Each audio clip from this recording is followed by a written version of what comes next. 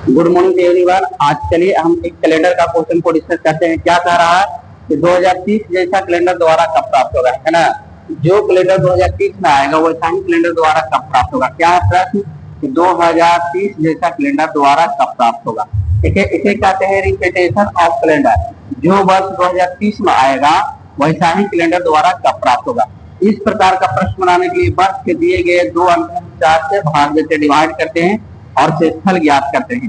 वर्ष का अंतिम गुणक क्या है, 30 है, तो 30 को हम 4 से डिवाइड करेंगे। ठीक है, तो 7 चौका 28 है ना, 7 चौका कितना हो गया 28। ठीक है, 7 चौका क्या हो गया 28 आ गया।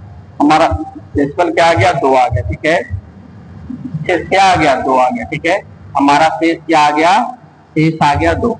एक बात ध्यान रखना है, जब शेष है ना, जब शेष ठीक है, जब शेष 1 प्राप्त हो, ठीक है, जब शेष 1 प्राप्त हो तो दिए गए वर्ष में 6 जोड़ते हैं। जब शेष 2 या 3 प्राप्त हो, जब शेष 2 या 3 प्राप्त हो तो दिए गए वर्ष में 11 जोड़ते हैं। जब शेष 0 प्राप्त हो तो दिए गए वर्ष में क्या जोड़ते हैं, 28 जोड़ते हैं। ठीक है, हमारा शेष कितना आया है 2 आया है, तो दिए गए वर्ष में क्या जोड़ेंगे 11 जोड़ेंगे। यानी दिया गया वर्ष क्या है 2030, और 2030 में हमको क्या जोड़ना पड़ेगा, हमें 11 को जोड़ना पड़ेगा। तो कितना आ जाएगा 2041 आ जाएगा, है ना, 2041।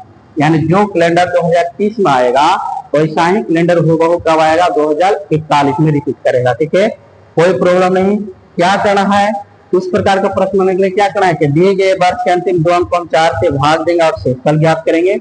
जब शेषफल 1 आएगा तो दिए गए वर्ष में 6 जोड़ना है। जब शेषफल 2 या 3 आएगा तो दिए गए वर्ष में 11 जोड़ना है। जब शेषफल 0 आएगा तो दिए गए वर्ष में 28 जोड़ना है। ओके, कोई दिक्कत नहीं।